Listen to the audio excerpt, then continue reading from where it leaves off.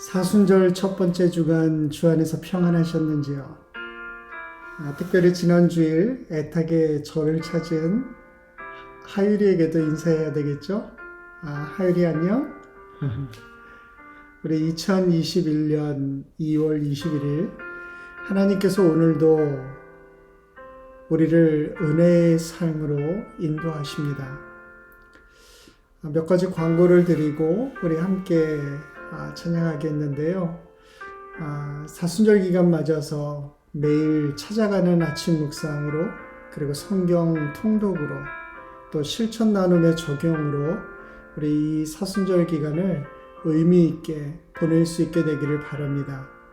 우리 이 기간 동안에 특별히 하나님 앞에 구제 헌금으로 드리는 예물은 가난한 사람들 그리고 이 지역의 홈레스들을 위해서 의식주를 제공하고 있는 프렌십 미션에게 우리가 전달하려고 합니다.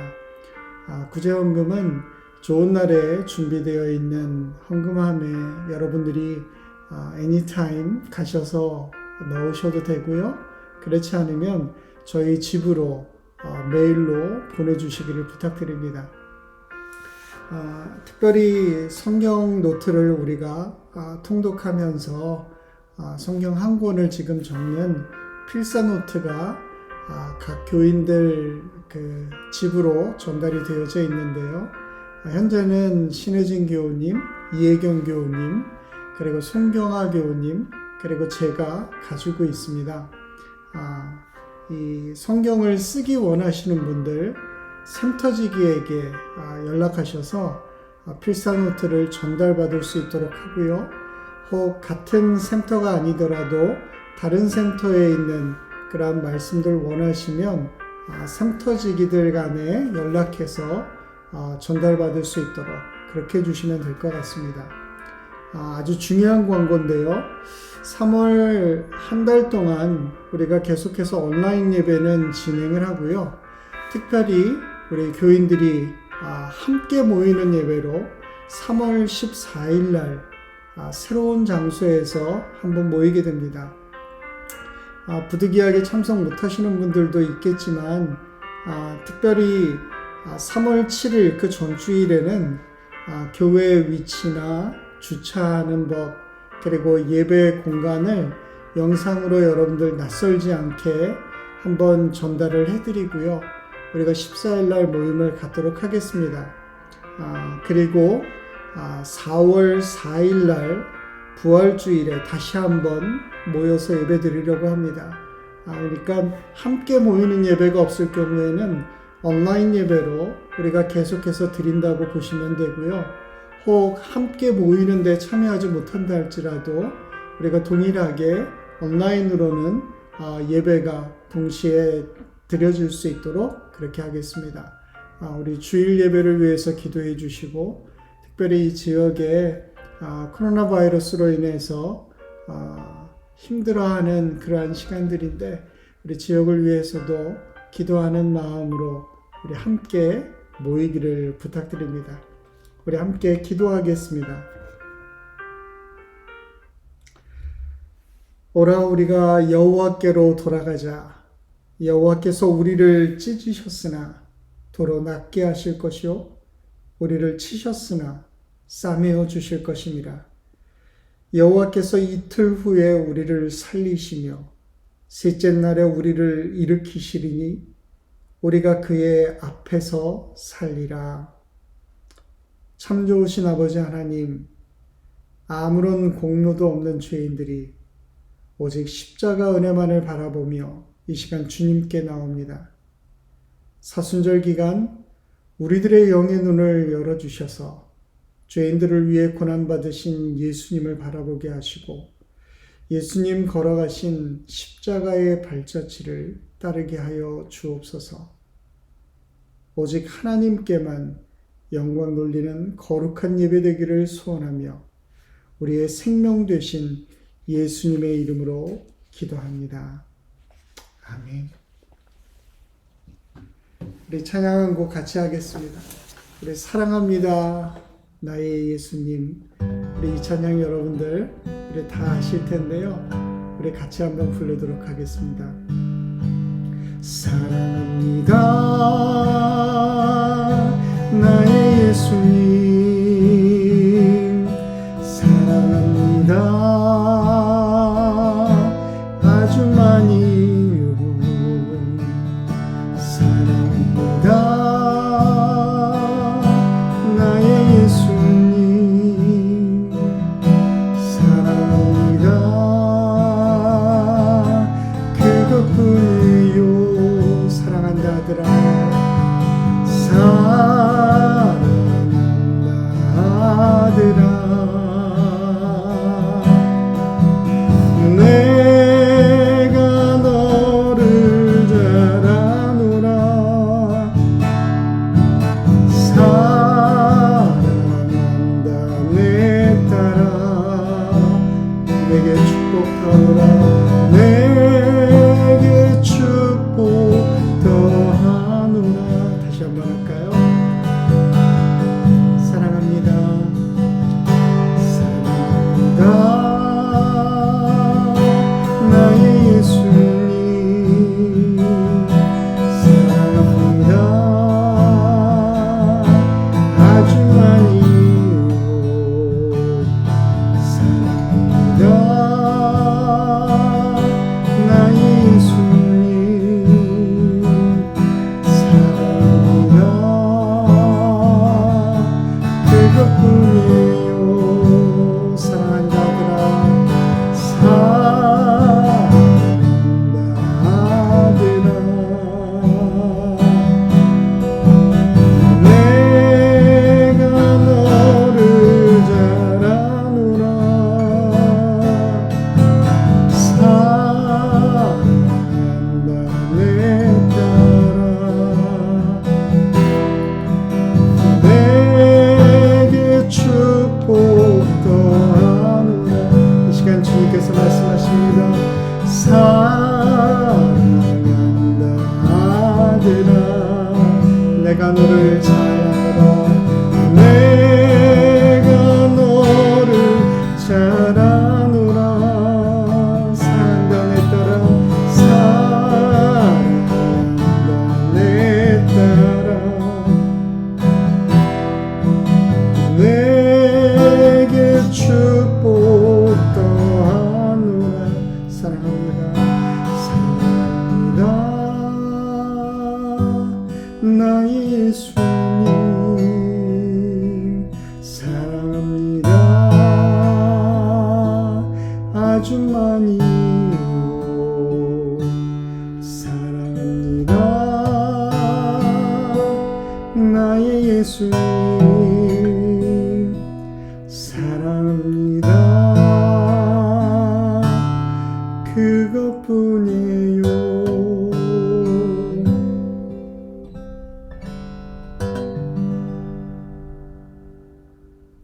아멘. 다시 한번 기도하겠습니다. 하나님 아버지, 감사합니다. 예수 그리스도께서 십자가에서 대신 우리의 죄를 위해 돌아가심으로 새로운 생명을 얻게 하시고 주님의 사랑받는 자녀로 저희를 살게 하심을 감사드립니다. 주님의 밝은 빛으로 우리 자신을 비추어 볼 때 우리 가운데 지은 죄가 너무나도 많이 드러남을 고백합니다. 하나님, 이 시간 주님 앞에 상하고 애통하는 마음과 해결되지 않은 무거운 짐을 안고 찾아온 사랑하는 주의 자녀들을 긍휼히 여기시고 저들에게 은혜를 베풀어 주시기를 간절히 기도합니다. 때로는 앞이 잘 보이지 않고 장벽에 부딪혀 낙심할 때도 있지만 우리의 삶 가운데 인내하며 마음의 여유를 가지고 신앙의 성숙을 추구하며 믿음 가운데 하루하루 살아갈 수 있도록 우리의 삶을 주께서 인도해 주시기를 간절히 기도합니다. 하나님, 특별히 사순절 기간 하루하루의 삶이 더욱더 주님께 가까이 나아가는 삶이 되게 하시고 어느 자리에 있든 섬김의 빚진 자로 저희들을 부르셨음을 기억하게 하셔서 우리의 인생의 주인 되신 예수님께서 우리의 모든 죄를 깨끗하게 씻기시는 은혜에 날마다 감격하며 겸손의 수건을 두르고 섬김의 사랑을 전하게 하시기를 간절히 기도합니다. 하나님, 오늘도 우리가 가진 소유의 주인이 누구인지 알아 기쁜 마음으로 우리의 시간과 물질과 삶을 주님께 드리며 그 위에 저희들의 신앙 고백을 담습니다. 기뻐 받으시고 이번 한 주간도 주의 손이 모든 일에 함께 하기를 간절히 기도합니다. 하나님, 사랑합니다. 감사하며 이 모든 기도의 소원을 예수님의 이름으로 기도합니다. 아멘.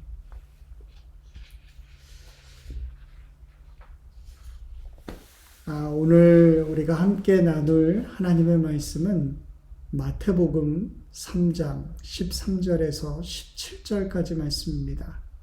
마태복음 3장 13절에서 17절입니다. 제가 읽겠습니다. 그때 예수께서 요한에게 세례를 받으시려고 갈릴리에서 요단강으로 오셨습니다. 그러나 요한은 이를 말리면서 예수께 말했습니다. 제가 오히려 선생님께 세례를 받아야 합니다. 그런데 제게 오시다니요. 예수님께서 대답하셨습니다. 지금은 그렇게 하도록 하여라.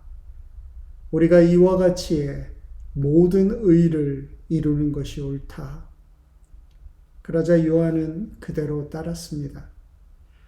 예수께서 세례를 받으시고 물속에서 올라오셨습니다. 그때 예수님께서는 하늘이 열리고 하나님의 영이 비둘기처럼 자신에게 내려오는 것을 보셨습니다. 그리고 하늘에서 소리가 들려왔습니다. 이는 내가 사랑하는 아들이다. 내가 그를 매우 기뻐한다. 아멘. 하나님께서 우리에게 주시는 말씀입니다. 오스트레일리아의 한 요양원에서 수년간 말기 환자들을 돌보았던 간병인 브로니 웨어라고 하는 분이 환자들이 생의 마지막 순간에 보여준 통찰을 꼼꼼하게 기록한 책이 있습니다. 저마다 다른 삶을 살았던 사람들이지만 그 가운데서 그가 발견한 것은 놀랍게도 마지막 순간 후회하는 것들이 거의 다 비슷했다라고 하는 거예요. 그녀가 관찰한 시한부 환자들이 가장 후회한 일이 뭔지 아십니까? 내 뜻대로 살 걸이라는 거였어요. 내 뜻대로 살 걸. 내 마음대로 살지 못했다라고 하는 뜻이 아니라 나에게 솔직한 삶을 살지 못하고 다른 사람이 기대하는 대로 그렇게 살았다는 거예요. 다른 사람들의 시선과 기대 때문에 시도하지 못했던 꿈들, 그게 삶의 마지막 순간에 가장 후회가 됐다라고 하는 겁니다. 두 번째는요, 일 좀 덜 할 걸 이랍니다. 대부분 남성 환자들이 그런 후회를 했대요. 아마 요즘은 또 많이 바뀌어 있을 겁니다. 바쁜 직장 생활들 때문에 자녀들이 제대로 성장하는 모습들을 보지 못했든지, 혹은 배우자와 더 많은 시간을 갖지 못한 것들이 가장 후회되는 일로 꼽혔다는 거예요. 그리고 셋째는 화 좀 더 내면서 살 걸. 덜 내는 게 아니고요. 더 내면서 살 걸. 이랍니다. 그만큼 감정 표현에 솔직하지 못한 삶을 살았다는 거죠. 다른 사람들과 평화를 유지하기 위해서 자신의 감정을 숨긴 것이 어쩌면 지금의 병으로 이어졌을지도 모른다는 그런 생각이 있었던 거예요. 이 외에도 친구들 좀 더 챙길 걸, 더 행복하게 살 걸, 그런 내용들이 있었답니다. 여러분, 이것이 무엇을 의미할까요? 많은 사람들이요, 오래된 자신의 습관과 패턴에 머물러 있다가 인생의 종착역에 이르러서야 변화를 시도하지 못했던 것을 후회했다라고 하는 거예요. 저는 이 사순절 기간이 정말 자기 자신을 돌아볼 수 있는 가장 좋은 시간이라고 생각합니다. 봄이 되면 겨울에 묵었던 것들을 싹 다시 한번 청소하는 것처럼 이 기간 동안 우리의 영혼의 봄이 찾아오기 위해서 우리의 신앙에서 늘 실패했었던 죄악의 모습들 한번 발견하고요.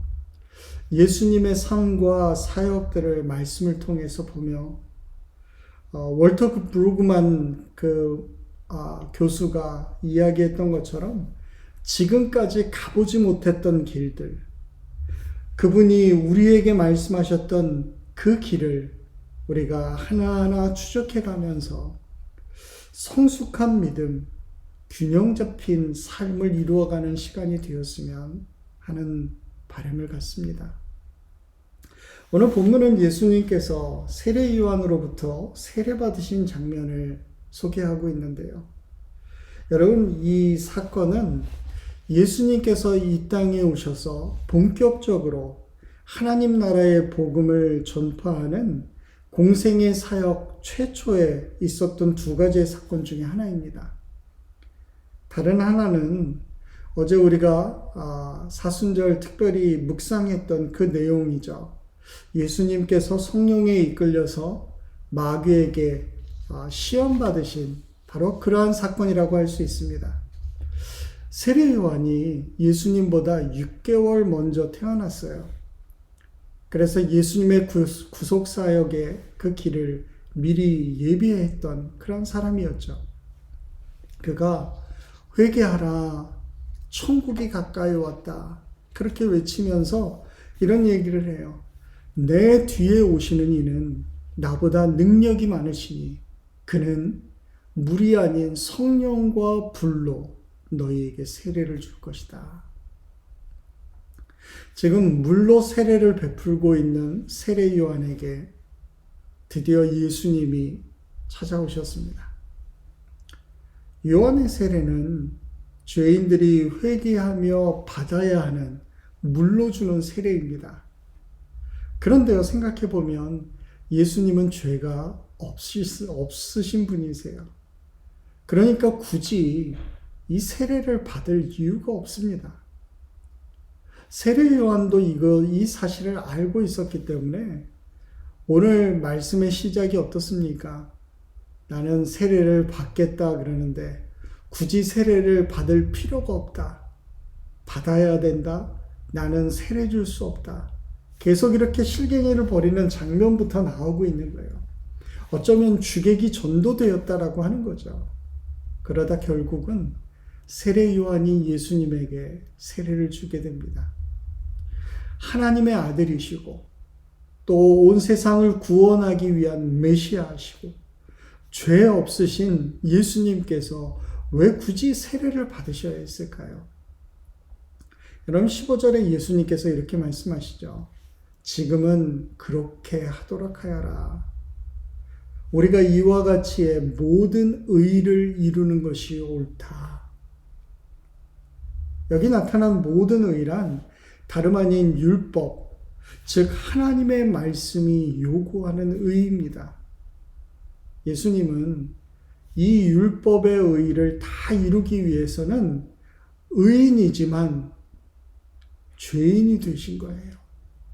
여러분, 그렇기 때문에 죄 없으신 그분이 우리와 똑같이 되셔서 죄인이 받는 물세례를 받으셨다는 거죠.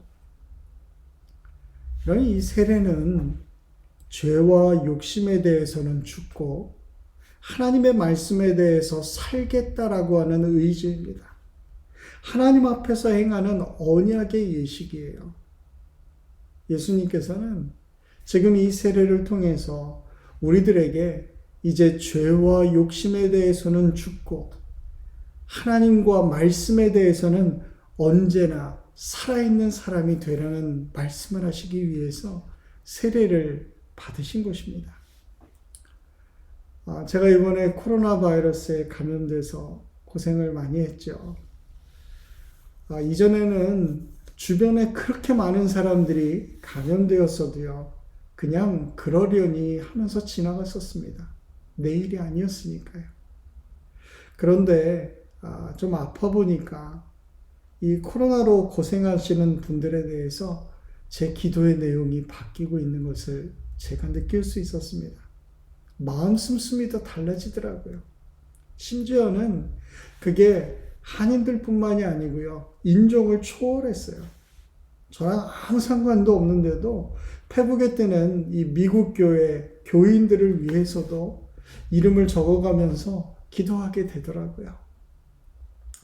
같은 고통을 당했다라고 하는 것이 서로를 이해할 수 있게 해줬던 겁니다. 왜 그런 거 있잖아요. 고열이 나면서 춥고 떨리고 숨도 잘 쉬어지지 않고. 사실 건강한 사람은 아픈 사람의 심정, 그 아픔 자체를 잘 모르죠. 오직 현재 아픈 사람만이 다른 아픈 사람들의 고통과 마음을 헤아릴 수 있습니다. 그래서 동병상련이라는 그런 말도 있지 않습니까? 바로 이 동병상련의 하나됨, 동일시됨이 바로 예수님의 세례 받으심에 동일하게 적용되고 있는 것입니다. 예수님께서 인간들과 함께 하시기 위해서 이 세상 가운데 오셨어요. 그런데 이 인간들과 동일시된다라고 하는 것은요, 죄와도 동일시되는 것을 이야기해요. 만일 예수님께서 인간의 죄와 일치하지 않는다면 인간을 위한 의를 이룰 수 없는 것입니다. 그래서 죄 없으신 하나님의 아들이 죄 있는 인간을 구원하시기 위해서는 온전한 인간이 되지 않으면 그것은 하나님의 의를 이룰 자격이 없는 거예요. 자기의 의가 아니라 여기에 하나님의 의를 얘기하고 있는 것입니다. 이것이 우리의 인간의 죄를 대신 담당하시기 위한 예수님의 사역의 첫걸음이었다라고 하는 거죠. 죄 없는 예수님이 죄인들을 의롭게 하시기 위해서 죄인이 되어주신 것. 모든 의를 완성하는 길은 이 길밖에 없었던 것입니다. 그래서 이 비밀을 한 사도 바울이 고린도후서 5장 21절에 보면요, 하나님께서는 죄를 알지도 못하는 분에게 우리 대신 죄를 짊어지게 하셨습니다. 이는 우리로 그리스도 안에서 하나님의 의가 되게 하시려는 것입니다. 아멘. 여러분, 예수 그리스도께서 우리를 대신해서 죄인으로 세례받으신 겁니다. 십자가의 죽으심으로 율법의 의를 완전히 이루어서 우리가 그때야 비로소 의롭게 될 수 있게 된 거예요. 하나님의 자녀가 될 수 있게 된 것입니다. 여러분, 예수 그리스도께서 우리와 같이 되셨다라고 하는 이 놀라운 진리는 우리가 연약해졌을 때, 우리가 낙심했을 때, 우리가 외로워할 때, 우리가 질병 가운데 걸렸을 때 너무나도 크나큰 위로를 더해줍니다. 왜냐하면 그분은 죄 없으신 분이지만 우리의 연약과 우리의 무력함과 우리의 무기력을 알고 있기에 우리를 긍휼히 여기시고 그 문제를 해결하시기 때문입니다. 오늘 예수님이 가신 길을 보면서 우리에게 가장 먼저 요구되는 것이 무엇일까요? 여러분, 그것은 예수님의 겸손한 마음입니다. 예수님은 스스로 자신의 권리를 포기하신 거예요. 성경은 자기 자신을 비웠다, 그렇게 말합니다. 자기를 낮은 자의 모습으로 낮추신 거예요. 예수님께서 이와 같이 행하셨기 때문에 수많은 사람들이 그 품 안에 와서 위로와 쉼을 얻고 살아날 수 있었던 겁니다. 여러분이 예수님과 삶의 여정을 함께하고 있다는 것을 언제 알 수 있나요? 그것은 자신의 권리에서 내려왔을 때예요. 여러분의 자존심의 자리에서 내려왔을 때 비로소 예수님이 여러분들의 삶 가운데 함께한다라고 하는 것을 깨닫게 된다는 것입니다. 하나님도 자존심 버렸는데 우리 죄인들이 뭐라고 자존심 내세우고 고집 피우겠습니까? 여러분 그건 정말 유치하고 어리석은 짓이에요. 많은 사람들이 그렇게 생각하죠. 자기가 그 자리에 있다가 내려오면 자신이 낮아지면 마치 죽을 것 같다고요. 어떤 사람은요, 내 자존심이 무너지느니 차라리 죽는 게 낫다. 그렇게 얘기하시는 분들도 있어요. 그러나 예수님은 분명 자기를 비워 하늘에서 땅 끝까지 내려오신 겁니다. 그럼 우리는 그와 같은 귀한 일을 행하신 예수님으로부터 은혜와 감동을 받을 수밖에 없습니다. 그분의 겸손과 섬김의 향기를 우리는 맡게 되는 거죠. 이 섬김은 신학적인 덕목을 기초로 하는 거예요. 겸손의 모습이죠.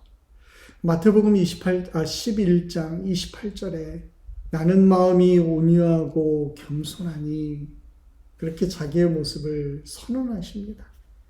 겸손한 척 하는 것이 아니라 겸손이 자신의 삶의 바탕이었음을 예수님께서는 삶으로 보여주셨습니다.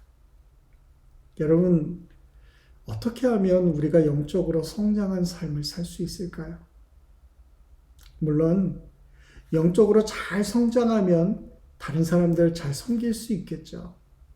그러나 한편으로 생각하면 섬김을 많이 실천하는 삶을 할 때 영적으로 성장할 수 있는 지름길이 만들어지는 겁니다. 공동체 안에서 때로 힘든 일을 만나지만 그것이 나로 겸손하게 하시는 하나님의 배려임을 깨닫게 된다면 여러분 이 겸손을 통해서 섬김을 이룰 수 있고요. 섬김을 통해서 성숙이 완성되어지는 것을 우리는 분명히 보게 될 것입니다. 세례의 본래 의미는 하나님의 의를 이룸에 있다고 아까 처음에 이야기했습니다. 자기의 의를 드러내는 게 아니죠. 하나님의 의를 드러내려고 하는 것만큼 중요한 것이 없어요. 그것은 구원을 위해서 참 중요한 그러한 개념이라고 할 수 있습니다. 우리가 평생 예수님 믿어도 정말 열심히 교회 섬기고 봉사해도 내가 있는 곳 그 어디나 하늘나라라고 간증할 구원의 감격이 없는 까닭은 여전히 자신을 철저하게 부인하지 못하고 모든 일의 중심과 목적에 내 자아가 살아있기 때문이에요. 하나님의 의를 이루려고 하는 게 아니고 내 자신의 의를 이루며 살아가려고 하기 때문이라는 것입니다. 예수님은 모든 것 품으시고 이것을 섬김으로 드러내셨어요. 그래서 그 섬김의 극치인 십자가를 지셨던 겁니다. 이를 통해 분명 하나님께서 영광 받으셨습니다. 여러분 이 섬김은 교회를 통한 하나님의 거룩한 명령임을 기억하셔야 합니다. 여러분 이 섬김은 사람을 통해서 이루어지는 거예요. 하나님께서 우리를 위해 예수님을 이 땅 가운데 오게 하셨던 것처럼 우리 역시도 세상을 위해 부르심을 받았습니다. 그리고 섬김으로 그 일을 감당하는 거예요. 여러분 그렇게 살라고 우리를 부르신 겁니다. 성령님께서 이 사순절 기간 우리 가운데 임하셔서 정말 우리를 다시 새롭게 태어나게 하실 뿐 아니라 저와 여러분이 하나님의 자녀됨을 확신하는 시간이 될 수 있기를 바랍니다. 이는 내 사랑하는 아들이요 내 기뻐하는 자라. 이는 내 사랑하는 딸이요 내 기뻐하는 자라. 오늘 그 음성을 예수님처럼 우리도 듣는 시간이 우리들 가운데 있기를 바랍니다. 거룩하신 성령님께서 우리를 거룩하게 하셔서 우리 안에 있는 죄악과 교만과 열등감을 다시 한번 처리하셔서 예수님 닮게 하시고 예수님의 발자취를 따라갈 수 있도록 우리를 분명 도우실 것입니다. 같이 기도하겠습니다. 이 땅 가운데 친히 내려오셔서 우리의 삶에 하나님의 의를 온전히 이루신 예수님, 감사합니다. 죄가 없으심에도 불구하고 우리를 위하여 죄인이 가야 하는 십자가의 길을 걸어가셨던 그 예수님의 뒤를 묵묵히 따라가는 저희들의 삶이 되기를 소원합니다. 이번 사순절 기간 한 걸음 한 걸음 주를 닮아가기 위하여 우리의 삶의 자리에서 내려오게 하시고 겸손함으로 사람들을 섬길 수 있는 섬김의 도를 우리에게 가르쳐 주옵소서. 이번 한 주간의 삶이 주님께 기쁨이 되어지는 삶이 되기를 소원합니다. 주께서 나를 사랑하심을 감사하며 그 사랑을 표현하며 살아갈 수 있는 우리의 삶이 되기를 소원합니다. 주님, 우리와 함께하여 주옵소서. 감사하며 예수님의 이름으로 기도합니다. 아멘. 이 시간 여러분들에게 권면의 말씀을 드립니다. 주님과 함께 사순절 기간 주의 말씀 안에 거하는 삶을 사십시오. 주께서 여러분들을 붙드시고 하나님의 의를 온전히 이루어가는 삶을 살 수 있도록 날마다 도우시며 함께 하실 것입니다. 이제는 우리를 위하여 이 땅 가운데 오신 예수 그리스도의 은혜와 아버지 하나님의 그 크신 사랑하심과 성령님의 함께 하시며 우리에게 의의 길을 밝히 보여주시는 놀라운 역사가 다시 한번 주님 닮기를 소원하며 온전한 주의 제자로 살아가기를 소원하며 결단하는 브렛빌 교회 성도들과 권속들 위에 그리고 이 교회 위에 이제로부터 영원히 함께 하시기를 간절히 축원합니다. 아멘. 이번 한 주간도 날마다 주의 말씀과 함께 승리하는 삶 살기를 주의 이름으로 간절히 기도합니다. 평안히 여러분들의 삶의 자리에 가시기 바랍니다.